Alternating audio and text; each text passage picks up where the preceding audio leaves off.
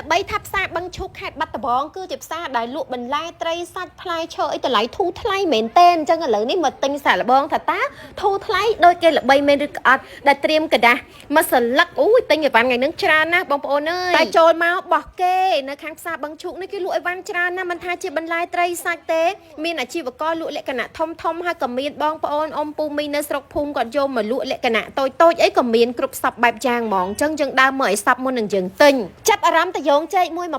1500សួរគាត់ថាចាប់បើសិនជាយកទាំងអស់លក់មួយម៉ានគាត់ថាលោកយកទាំងអស់លក់បានមួយ1300អញ្ចឹងហើយក៏យកទាំងអស់តម្លៃធូរឬក៏តម្លៃថ្លៃបងប្អូនតយងចេកមួយ1300នេះអ្នកលក់ថាជួយទិញម្នាស់គាត់ផងទៅម្នាស់នេះគាត់លក់អាច10តែ4000ទេអញ្ចឹងមួយ400គុណម្នាស់តូចណាហើយបើខាងនេះវិញខាងផ្នែកម្ជូរក្លុកម្ជូរត្រាំអីអូយគ្រប់រសជាតិដាក់ជាកធុនអញ្ចឹងហ្មងដាបានជួហ្វេនអរគុណច្រើនភាគច្រើនគេស្គាល់ហៅបងធីតាយកមួយណែឡើងរំភើបហើយចង់បានក្រូចឆ្មាខ្មែរនៅខាងនេះក្រូចឆ្មាខ្មែរ1គីឡូ6000រៀលព្រលឹមឡើងនៅផ្សារបឹងឈុកនេះរកតែកន្លែងចតម៉ូតូចតឡានសឹងតែមិនបានទេបងប្អូនអើយមនុស្សម្នាមកច្រើនណាស់ផ្សារបឹងឈុកល្បីរបស់គេមែនដាផ្សារថ្ងៃនេះញាត់មានអស់លុយ1រៀលទេដោយសារបងស្រីខាងនេះគាត់អ្នកចេញលុយទាំងអស់ដាក់កាបូបកាន់មួយមកតែវហើយជពូវិញ1គីឡូ6000ប៉ែកគក់3គីឡូ5000 3គីឡូ5000ខ្ញុំទិញរាយទេណាបងប្អូនយកទៅញ៉ាំហើយបាត់តបែកវិញ1គីឡូ2000 1គីឡូ2000តបែករបស់អ្នកបាត់តបងផ្ទាល់ស្រួយឆ្ងាញ់ណាថ្មីហើយដល់សួរគេទៅសក់1គីឡូហ្មង1គីឡូ3000ទេទៅសក់ឥឡូវឡើងថ្លៃបងប្អូនធ្លាប់ទិញលើកមុនតែ1500 2000លើឡើងដល់3000ឯនេះគេថាទៅសក់ឥឡូវឡើងទិញតែបានប្រហែលមុខក៏ធ្ងន់ហើយធ្ងន់យកយួរមិនរួចទេក៏ផ្ញើជាមួយនឹងបងដែលគាត់អ្នកលក់គាត់ថាដាក់មកអូនមិនអីទេផ្ញើគាត់បានចឹងផ្ញើសិនទៅហើយបើនិយាយពីជីគ្រប់មុខដែលទិញយកទៅញោមវិញមួយខាំ500ទិញតែ2ខាំញោមបានមកចង្ដែកគេថាសាច់កសាច់ជ្រូកសាច់មាន់នៅនេះអីគឺធូរថ្លៃដែរបើអ៊ំមកពីតាមស្រុកភូមិគាត់យកបន្លែផ្លែឈើមកកញ្ច្រៃមកអង្គុយលក់ជួមើលទៅមានរបៀបរៀបរយខ្លាំងមែនទែនឥឡូវចូលដល់វគ្គទិញពេញប៉ោះនេះគីឡូមែនបងអានេះ30អានោះ65អានោះយើងដាក់យកទៅស្លោមកជូរត្រីឆ្អាបដាក់ពេញប៉ោះឈើរីតូចចេះបានឆ្ងាញ់អានេះ1គីឡូ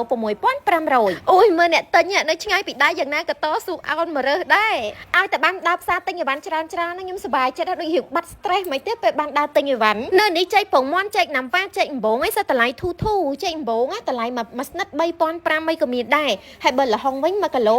2500រៀលហើយបើថាស្លឹកចេកវិញ1គីឡូតែ2000ទេយកទុកទ្របពូក៏ថាដើមចេកខ្លួនឯងតនេកាត់ស្លឹកចេកយកមកលក់នៅផ្សារទៅបានចំណូលរបស់គាត់អានេះមួយ3000ចាទូចនេះ2000ទូចមួយហ្នឹង